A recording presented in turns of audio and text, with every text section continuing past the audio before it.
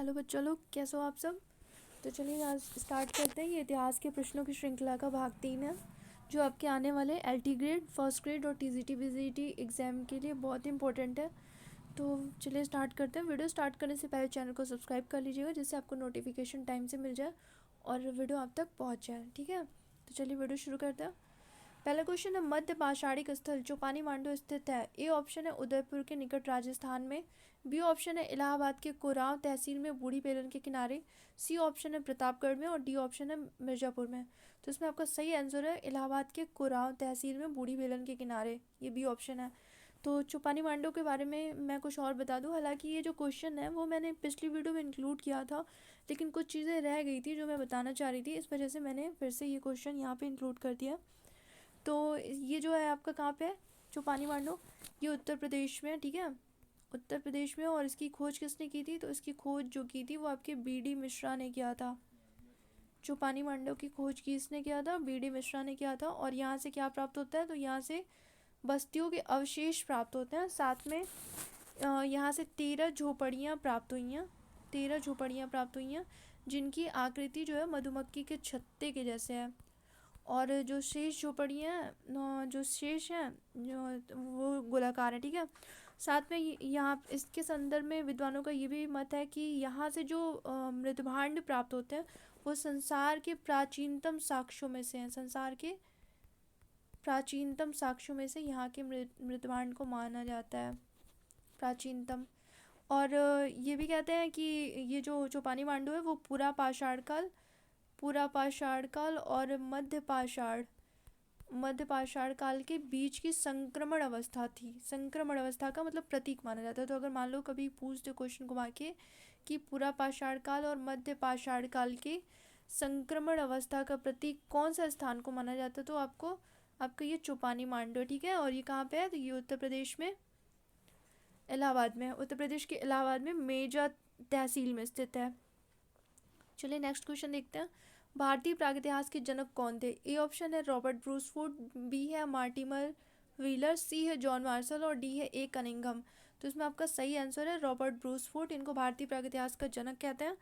और ये एक जियोलॉजिस्ट थे। इनके बारे में मैंने जो भी इनके बारे में कुछ चीज़ें मैंने आपको पिछली वीडियो में बता दिया है, तो वहाँ से आप देख लेना। ठीक है, नेक्स्ट क्वेश्चन देखते हैं। उत्खनित प्रमाणों के अनुसार पशुपालन का प्रारंभ हुआ था। ए ऑप्शन है निम्न पूर्व पाषाण काल में, बी ऑप्शन है मध्य पूर्व पाषाण काल में, सी है ऊपरी पूर्व पाषाण काल में और डी है मध्य पाषाण एवं नवपाषाण काल में। तो इसमें आपका सही आंसर है डी, मध्य पाषाण काल और नवपाषाण काल में। ठीक है, अब इसके बारे में थोड़ा सा मैं बता दूं तो जो मध्य पाषाणिक स्थल आदमगढ़ है और बागौर, वहाँ से पशुपालन के प्राचीनतम साक्ष्य प्राप्त होते हैं। तो अगर मान लो कभी पूछ देता है कि पशुपालन के प्राचीनतम साक्ष्य कहाँ से प्राप्त होते हैं, तो ये आपका आदमगढ़ है और ये बागौर है।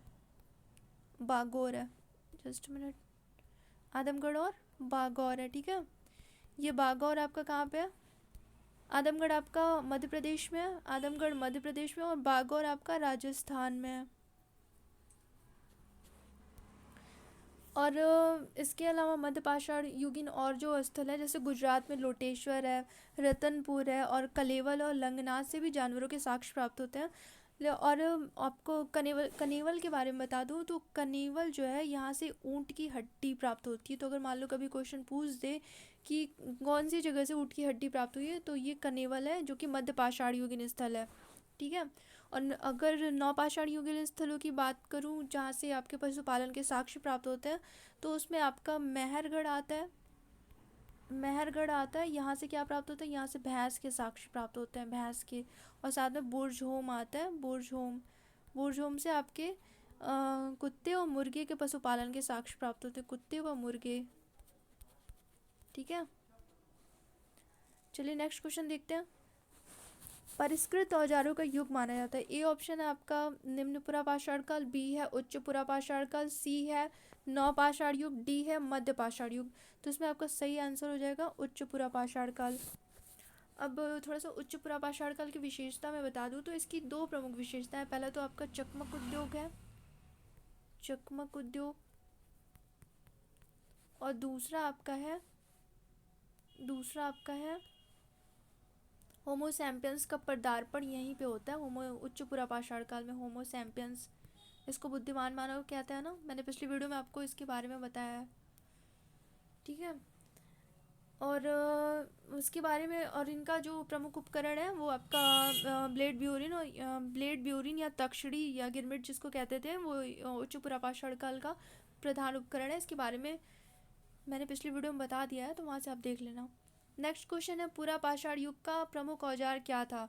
ए है हस्तकुठार, बी है शल्क के बने फलक, डी है हड्डी के औजार, और सी है हड्डी के औजार, और डी है इनमें से कोई नहीं।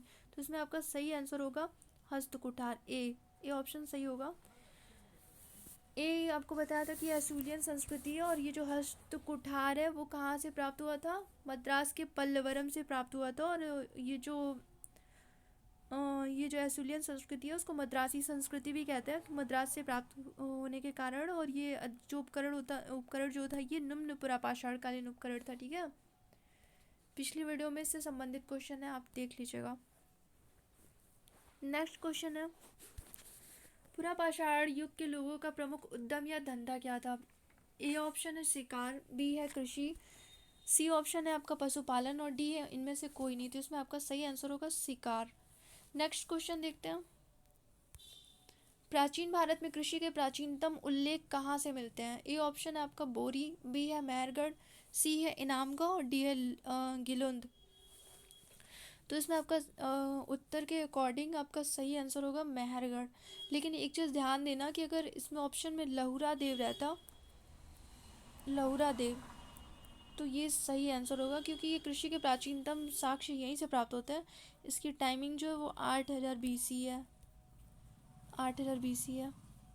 और मेहरगढ़ की जो टाइमिंग है वो आपकी 7000 BC है।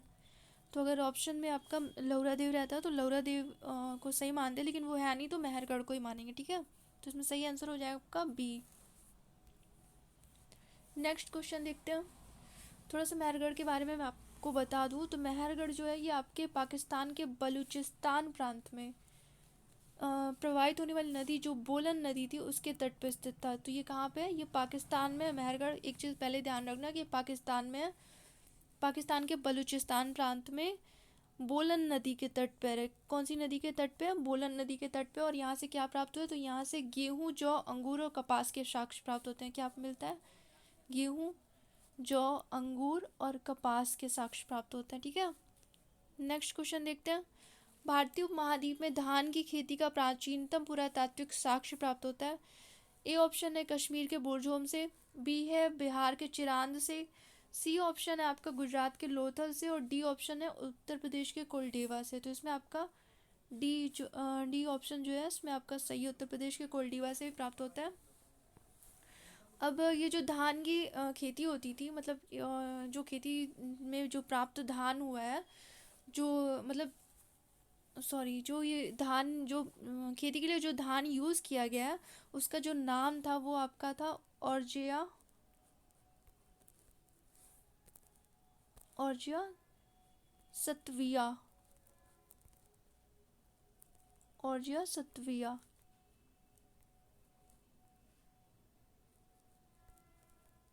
ऑर्जिया सत्विया, ठीक है। ऑर्जिया सत्विया, ये धान मतलब खेती के लिए जो धान यूज़ किया गया था उसका नाम था। और ये जो इसे संस्कृत में निवार कहते थे। क्या कहते थे? तो मान लो कभी क्वेश्चन पूछ देता है कि निवार क्या था, तो ये जो चावल जो होता था, यानी कि जो धान, जंगली प्रकार के जो चावल होते थे या जो ये धान होता था उसको निवार कहते थे, ठीक है। नेक्स्ट क्वेश्चन देखते हैं, हाथनोरा में पूर्व पाषाणिक मानव के जीवाश्मों की खोज की गई थी, किसके द्वारा की गई थी?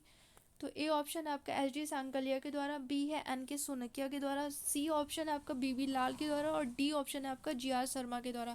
तो इसमें आपका सही आंसर है एन के सोनकिया के द्वारा। इन्होंने कब किया था? तो इन्होंने जो किया था वो आपका 5 दिसंबर 1982 को, ठीक है। 5 दिसंबर को 1982 को ये नर्मदा नदी के नर्मदा घाटी से प्राप्त किया था इन्होंने, हाथनौरा से। किसने प्राप्त किया था? एन के सोनकिया ने। नेक्स्ट क्वेश्चन देखते हैं, प्रागैतिहासिक प्रागैतिहास के अध्ययन का विषय है। ए ऑप्शन है निरक्षर समाजों का इतिहास, बी है साक्षर समाजों का इतिहास, सी है सभ्य समाजों का इतिहास, डी है नगरीय समाजों का इतिहास। तो इसमें आपका सही आंसर सही होगा निरक्षर समाजों का इतिहास।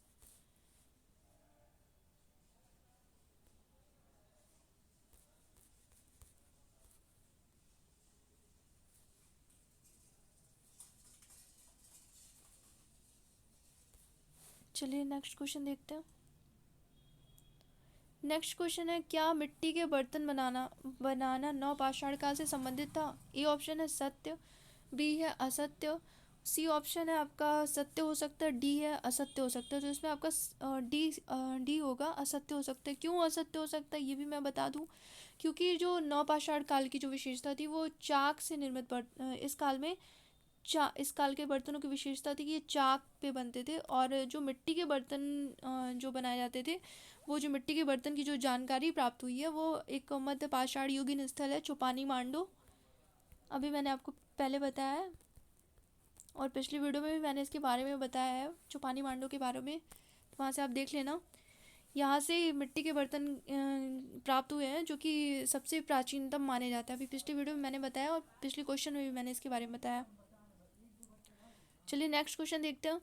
बसुली छीनी छेद वाला गोल पत्थर किस संस्कृति के हैं? ए ऑप्शन आपका है, ए ऑप्शन है नवपाषाण युग, बी है ताम्र युग, सी है लौह युग और डी है चित्रित धूसर भांड संस्कृति। तो इसमें आपका सही आंसर हो जाएगा नवपाषाण युग। बसुली छीनी छेद वाला गोल पत्थर नवपाषाण युग के हैं, ठीक है। नेक्स्ट क्वेश्चन है, फसल काटने का आयताकार पाषाण उपकरण हार्वेस्टर किस नवपाषाणिक संस्कृति से प्राप्त हुआ है? तो ये आपका ए ऑप्शन है कश्मीर से, बी है गंगा घाटी से और सी है विंध्य क्षेत्र से और डी है दक्षिण भारत से। तो इसमें आपका सही आंसर होगा कश्मीर से, ठीक है। कश्मीर से आपका हार्वेस्टर प्राप्त हुआ है। और कश्मीर के दो प्रमुख नवपाषाण कालीन स्थल हैं, पहला बुर्जुम है, दूसरा गुफा कराल है। और इन दोनों स्थलों से नवपाषाण काल, बृहद पाषाण काल और ये मतलब ये दोनों स्थल जो है बुर्जुम और गुफा कराल, ये आपका नवपाषाण और बृहद पाषाण और ताम्र पाषाण काल से संबद्ध है, ठीक है। और आपके बुर्ज होम से, कश्मीर के बुर्ज होम से आपका ये हार्वेस्टर प्राप्त हुआ है। क्या प्राप्त हुआ है? हार्वेस्टर, मतलब हार्वेस्टर या लुनेरा भी कहते हैं इसको। नेक्स्ट क्वेश्चन है, संविधान में मानव के अवशेषों के साथ कुत्ते बकरे जैसे पालतू पशुओं के दफनाने के साक्ष्य मिले हैं। ऑप्शन है बुर्ज होम से, बी ऑप्शन है गुफा कराल से, सी ऑप्शन है आपका मेहरगढ़ से और डी ऑप्शन है आपका चिरान से। तो इसमें आपका सही आंसर है ए, बुर्ज होम से। ये मालिक के साथ कुत्ते के दफनाने के साक्ष्य मिलते हैं यहाँ से, बुर्ज होम से। और यहाँ पे एक कब्र से 5 कुत्तों को मृग श्रृंग के साथ दफनाया गया। किसके साथ दफनाया गया? मृग श्रृंग। कितने कुत्तों को? 5 कुत्तों को, ठीक है। चलिए नेक्स्ट क्वेश्चन देखते हैं। प्रागैतिहासिक युग में मानव कहाँ रहता था? पहला ऑप्शन है मचान पर, बी है कंदरा में, सी है झोपड़ी में और डी है इन सभी में। तो इसका सही ऑप्शन होगा आपका इन सभी में। इसमें ज़्यादा डिस्कशन करने की ज़रूरत नहीं है। चलिए देखते हैं, जस्ट मिनट।